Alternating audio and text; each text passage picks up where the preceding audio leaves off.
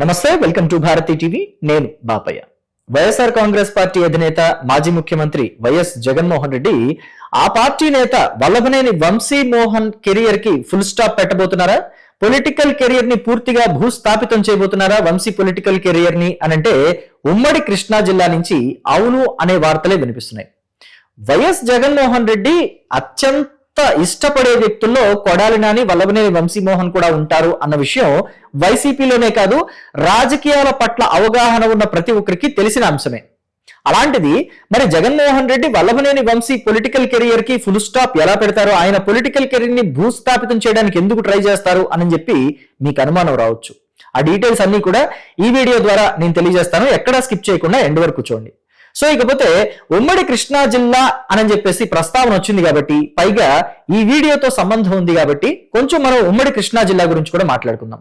YSR Congress party start అయిన దగ్గర నుంచి ఉమ్మడి కృష్ణా జిల్లాలో వైఎస్ఆర్ కాంగ్రెస్ పార్టీ బోణీ కొట్టని కొన్ని స్థానాలు ఉన్నాయి. అదేంటి అనంటే విజయవాడ పార్లమెంటు నియోజకవర్గం, అలాగే విజయవాడ తూర్పు అసెంబ్లీ నియోజకవర్గం, అలాగే గన్నవరం నియోజకవర్గం. ఈ మూడిట్లో కూడా ఎక్కడ బోణీ కొట్టలేదు, ఒక్కసారి కూడా వైసీపీ జెండా ఎగరలేదు. అనైతికంగా ఒక్కసారి మాత్రం గన్నవరం నియోజకవర్గంలో 2019లో వల్లభనేని వంశీ తెలుగుదేశం పార్టీ గుర్తు మీద గెలిచిన తర్వాత ఆ వల్లభనేని వంశీని 2020లోనో 2021లోనో వైసీపీలోకి తీసేసుకుని అక్కడ వైసీపీ జెండా ఎగురవేశారే తప్ప నైతికంగా మాత్రం ఈ 3 స్థానాల్లో ఎప్పుడు వైసీపీ జెండా ఎగరలేదు అని చెప్పడంలో డౌటే లేదు. సో అయితే ఇప్పుడు వల్లభనేని వంశీమోహన్ 2019లో తెలుగుదేశం పార్టీ నుంచి పోటీ చేసి ఆ తర్వాత గెలిచిన తర్వాత వైసీపీలోకి వెళ్లారు. అలాగే 2019లో వైసీపీ నుంచి పోటీ చేసిన యార్లగడ్డ వెంకట్రావు, గన్నవరం నియోజకవర్గం నుంచి వైసీపీ తరఫున పోటీ చేసిన యార్లగడ్డ వెంకట్రావు వైసీపీ తరఫున ఓడిపోయిన తర్వాత 2024 ఎన్నికల కన్నా ముందు తెలుగుదేశం పార్టీ తీర్థం పుచ్చుకొని తెలుగుదేశం పార్టీ నుంచి పోటీ చేసి 2024లో తెలుగుదేశం పార్టీ నుంచి గెలిచారు.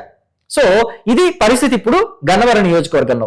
ఎప్పుడైతే 2024 ఎన్నికలు అయిపోయాయో, వైసీపీ 11 సీట్లకి పరిమితం అయిపోయిందో, వంశీ పూర్తిగా సైలెంట్ అయిపోయారు. కానీ సైలెంట్ గా ఉంటే బాగుండేది. ఆయన అలా సైలెంట్ గా ఉండకుండా తెలుగుదేశం పార్టీ గన్నవరం కార్యాలయం ఏదైతే ఉంటుందో ఆ కార్యాలయం మీద గతంలో దాడి జరిగింది కదా, ఆ దాడి విషయంలో వంశీ మీద ఒక కేసు ఉంది. ఆ కేసుకు సంబంధించి కీలకమైన సాక్షి ఉన్నాడు, సత్యవర్ధన్ అని చెప్పేసి. అతన్ని కిడ్నాప్ చేసి బెదిరించి కేసు వెనక్కి తీసుకోవాలని చెప్పేసి భయపెట్టాడు. కానీ సత్యవర్ధన్ బయటకు వచ్చిన తర్వాత నన్ను కిడ్నాప్ చేశాడు వంశీ అని చెప్పేసి ఇంకో కేసు పెట్టాడు.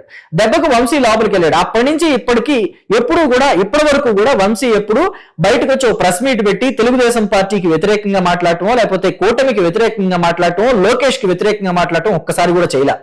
గతంలో అయితే ఎప్పటికప్పుడు ప్రెస్ మీట్లు పెట్టినా, లేకపోతే ప్రెస్ వాళ్ళు విలేకరులు ఎప్పుడు వెళ్లి మైక్ ముందు పెట్టినా లోకేష్ ని, చంద్రబాబుని, పవన్ కళ్యాణ్ ని ఎవరిని పడితే వాళ్ళని ఎలా పడితే అలాగా మాట్లాడుతూ ఉండేవాడు. ఈవెన్ అప్పట్లో చంద్రబాబు నాయుడు సతీమణి నారా భువనేశ్వరి క్యారెక్టర్ అసాసినేషన్ కి పాల్పడి లోకేష్ పుట్టుకుని కూడా హేళన చేసిన వ్యక్తి వల్లభనేని వంశీ. కానీ ఇప్పుడు నోరు తెరవాలంటేనే వణికిపోతున్నాడు వల్లభనేని వంశీ. సో తెలుగుదేశం పార్టీ వాళ్ళంతా ఆ విషయంలో కాస్త సంతృప్తిని వ్యక్తం చేస్తున్నారు. వంశీని జైలుకు పంపించి ఒక 3 నెలలు అటు ఇటు తిప్పి మామూలుగా అసలు అందంగా ఉండే వంశీమోహన్ ని న్యాచురల్ గా ఉండే వంశీమోహన్ లాగా తయారు చేసేసి, అంటే ఏ రంగులు వేసుకోకుండా ఏ హంగులకి పోకుండా న్యాచురల్ గా వైట్ హెయిర్ తో ఉండే వంశీని అంటే వైట్ వాష్ చేసేసారంటారు కదా, అలా చేశాడు లోకేష్ అని చెప్పేసి చాలా సంతోషపడుతున్నారు.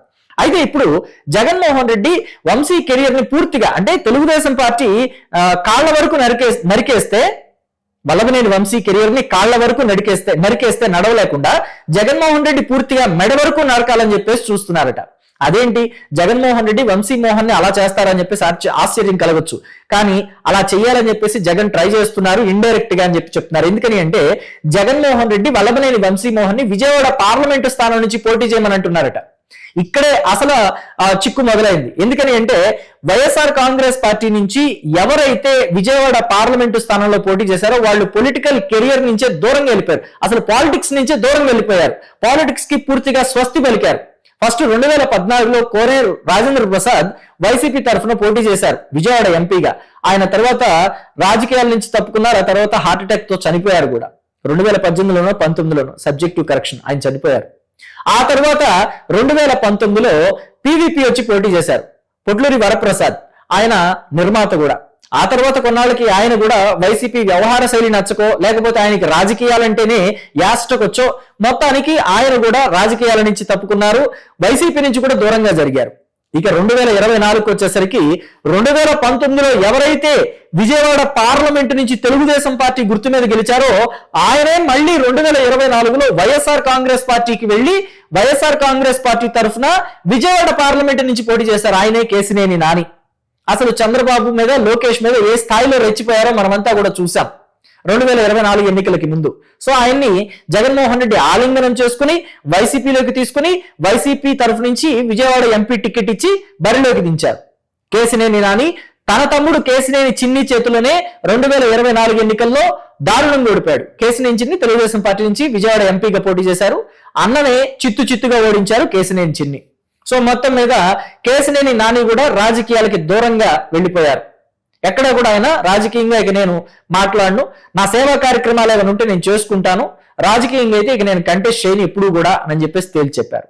అలాంటి ఎంపీ నియోజకవర్గంలో ఒక్కసారి కూడా పోటీ చేసిన గెలవని నియోజకవర్గం, అలాగే పోటీ చేసిన ప్రతి ఒక్కళ్ళు కూడా రాజకీయంగా దూరం అయిపోతున్న నియోజకవర్గంలోకి వంశీని జగన్మోహన్ రెడ్డి దించాలి అనుకుంటున్నారు అనంటే వంశీ కెరియర్ కి ఫుల్ స్టాప్ పెడతాము అని చెప్పేసి జగన్మోహన్ రెడ్డి ఫిక్స్ అయిపోయినట్టే కదా.